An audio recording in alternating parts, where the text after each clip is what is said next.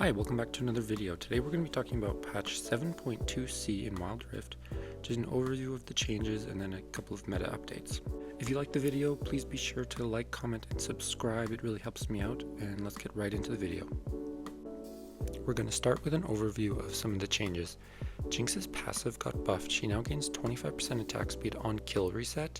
Cho'Gath's third ability and ult do more damage, and his ultimate cooldown has been reduced. Sunfire Aegis is now changed. It now gives more armor rather than health. And tier 1 boots have been buffed, whereas the tier 3 boots have been nerfed. And then Dragon and Dragon Souls have been buffed, so the Ocean, Mountain, and Infernal Souls have been buffed, and the Infernal and Ocean base dragons have also been buffed.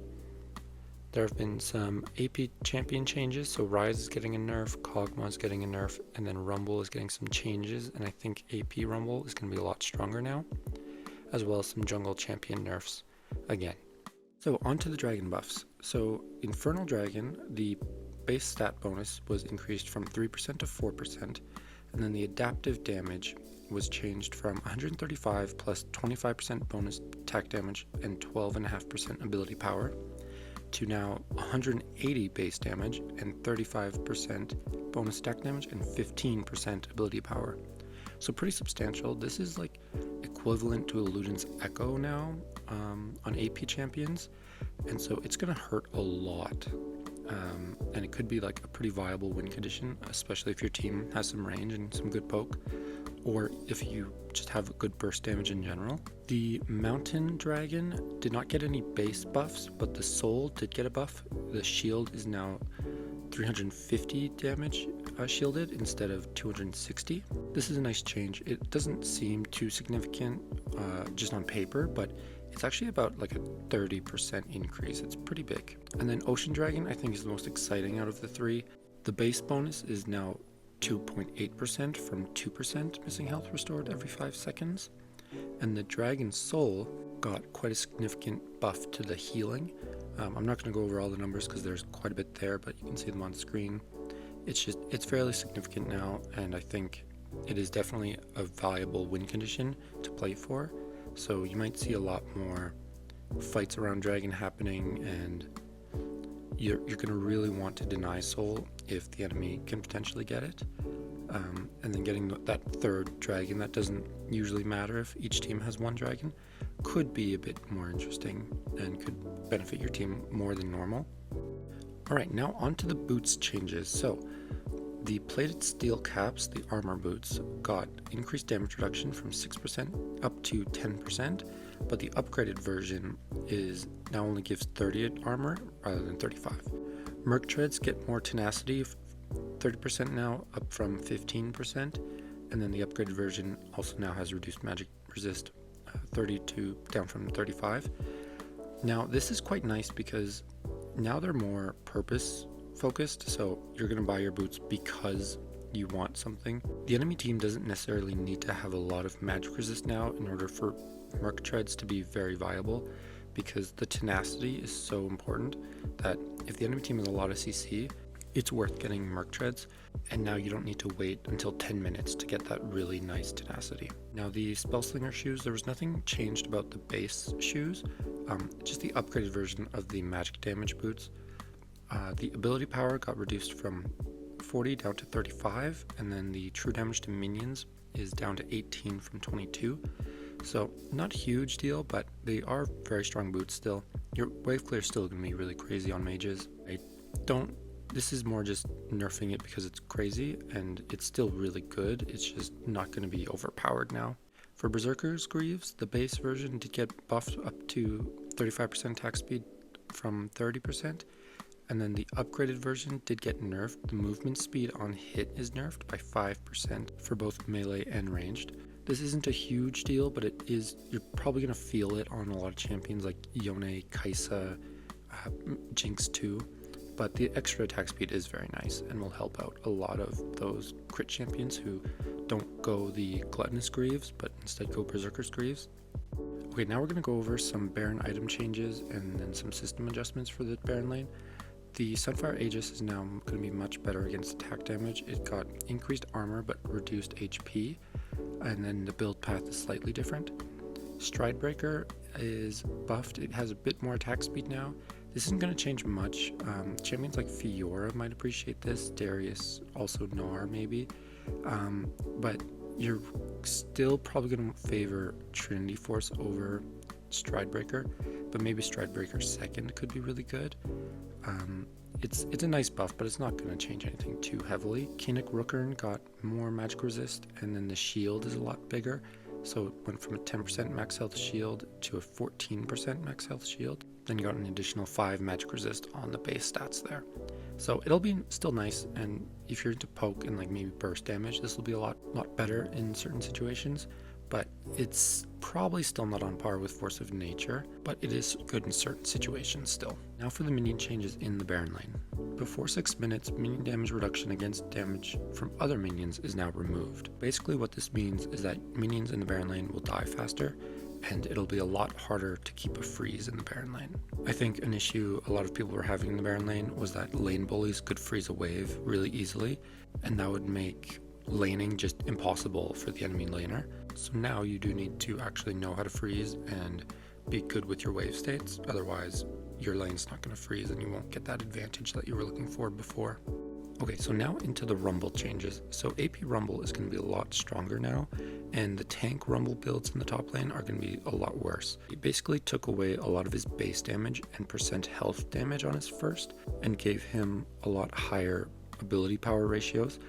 Both on his first and his third are going to have way higher ability power ratios. So he's going to be scaling a lot better with that AP. And so you'll see builds like Liandry's Storm Surge or Liandry's Blackfire Torch. And that'll just be, I think, his go-to build now. And you'll very rarely see, I think, the Heartsteel, Grasp of the Undying builds from Rumble. He's going to be more of a melee assassin / like huge damage team fighter, similar to a Brand, but just melee. Also, the base HP and scaling HP were changed, so he has less base HP but higher scaling HP. This is technically a nerf in the first 5 levels, but at level 5 you do have more base HP than you did before the changes. So after level 5 you're just going to be getting more HP and will feel not as squishy, even though you are building full AP. Now for the Baron lane adjustments. I've moved up Rumble to S tier. I think the changes are going to benefit him a lot. I think this is overall a buff to him, and I think he can still be a very scary late game champion, and in some matchups he can even bully out the other opponent. Now Fiora and Cho'Gath. Cho'Gath got a nice buff to his third ability and his ult. They both do more damage, and then his ult will have a lower cooldown.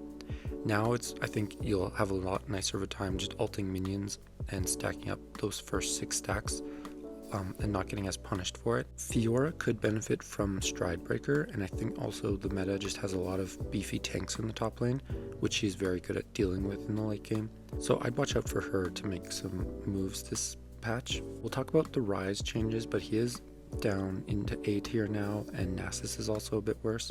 Warwick was also nerfed, but we'll talk about him in the next section in the jungle.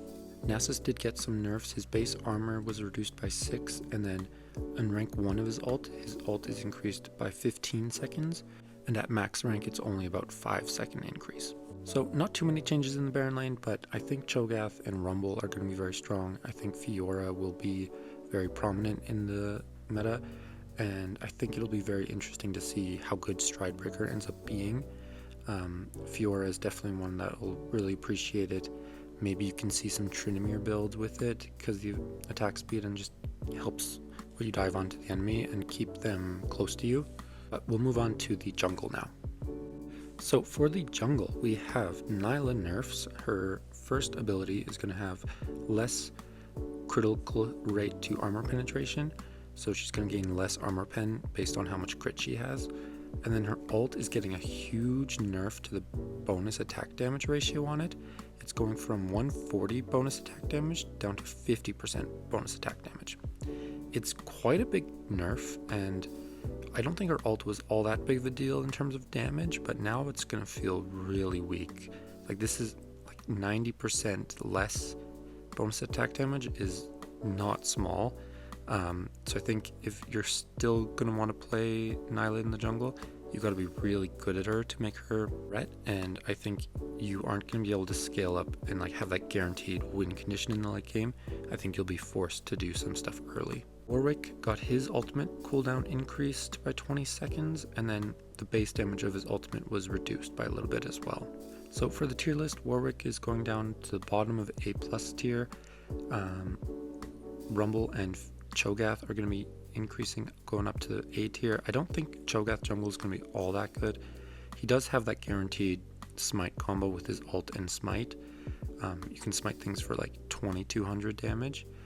And Rumble will probably be okay in the jungle now. A lot more damage. And Nyla is down in C tier now. I wouldn't recommend playing her unless you're really good at Nyla. And even then, she's probably not going to be all that good. Okay, so now on to the mid lane changes. So for mid lane, we have some Rise nerfs. His base health and base armor was reduced, so he won't be as tanky in lane. And then his Rune Prison, his second ability, will have reduced base damage, reduced ability power ratio, and a reduced bonus mana ratio. So his second is going to be doing a lot less damage, and he's going to feel a bit squishier. Some pretty good nerfs. I think he'll still be very strong. Maybe not S tier anymore. I think there are just a lot of good champions mid lane, and this might just bump him slightly down.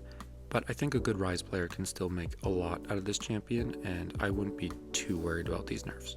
Next, Kog'Maw. His ult got nerfed, so he now costs more mana on his ult. The range is a bit reduced, and the base damage is also reduced by a little bit. AP Kog'Maw was pretty good. It was sort of had like a surprise factor. Not many people played it or saw it, so if you got really good at it, you could be a big threat with people not knowing how to deal with you. But he still had some pretty good counterplay.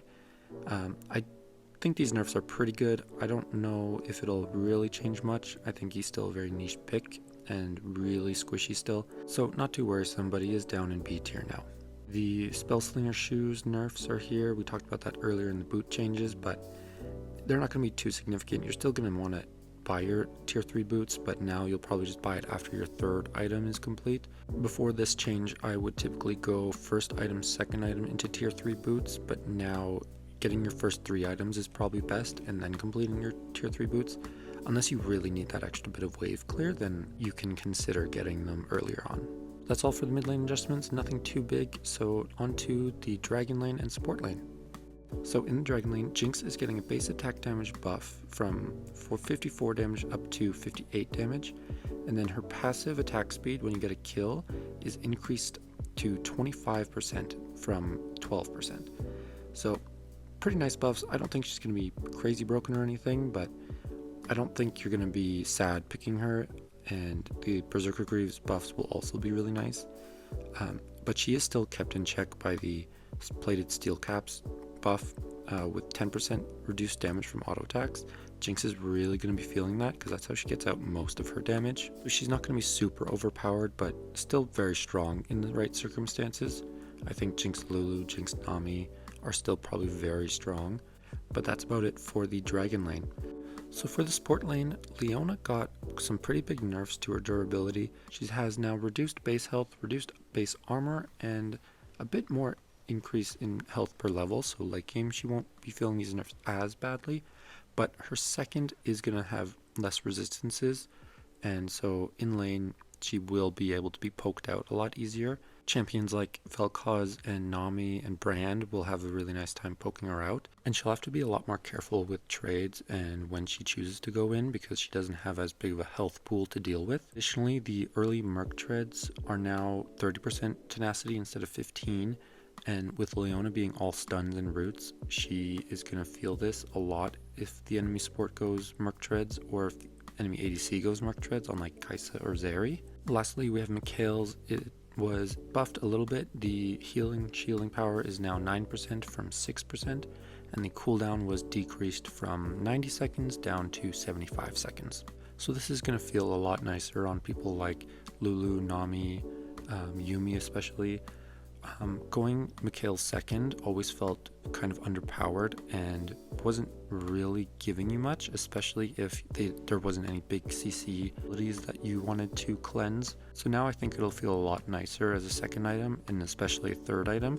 You won't be feeling as far behind. I think this is another thing that will make Leona feel a lot worse, because just cleansing her ult or cleansing her stun is going to be a big deal and be under way less threat from Leona. So she is down in that 8+ tier now. I think she is still very strong, but you're just going to want to pick her in the right matchups. You won't be able to just pick her all the time blind, because she will be able to get punished in lane a lot easier in the right matchups. And I think that's all the changes, so we're going to wrap it up. Alright, thank you so much for watching. Please like, comment, subscribe. Let me know what you guys think of this video, if there's anything I can improve on. If you did watch the whole video, thank you so much. It means a lot, and we'll see you in the next one.